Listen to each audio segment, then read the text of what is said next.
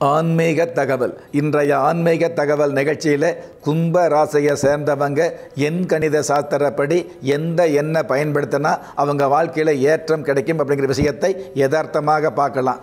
பொதுவாகவே கும்பராசி அப்படிங்கிறது ஒரு குடும்பத்தில் கும்பராசியை சேர்ந்தவங்க மற்ற ராசியை சேர்ந்தவங்க 4-5 பேர் இருந்தால் கூட கும்பராசியை சேர்ந்த ஒருவர் இருந்துன்னா போதும், அந்த குடும்பத்தில் கோபுர அளவு உயரக்கூடிய அல்லது குதூகலம் அப்படிங்கிறது அனைவருக்குமே கிடைக்கக்கூடிய வாய்ப்பு சாஸ்திர ரீதியான சிறப்பாகவே இருந்துகிட்டு இருக்குது.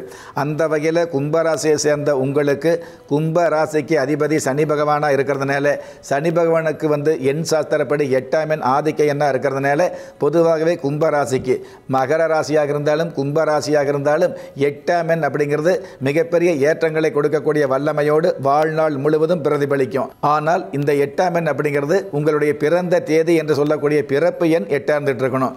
பொதுவாகவே ஒருவர் கும்பராசியில் இருக்கிறார் அப்படிங்கிறத விட அவருடைய பிறந்த தேதிக்கான பிறப்பு எண் 8 விதி எண் வரும் இல்லையா, பிறந்த தேதி மாதம் வருடம் இந்த மூன்றையும் கூட்டி வரக்கூடிய எண் அதுவும் 8ஆக இருந்து பிறப்பு எண் 8 விதி எண் 8 அவருடைய ராசி கும்பராசியாக இருந்தது அப்படின்னா கண்டிப்பாக அவருடைய வாழ்க்கையில் பல்வேறு தடைகளை மீறி முன்னேற்றங்களை சந்திக்க முடியும். தடையே இல்லாத முன்னேற்றம் கும்பராசிக்கு கிடைக்காது.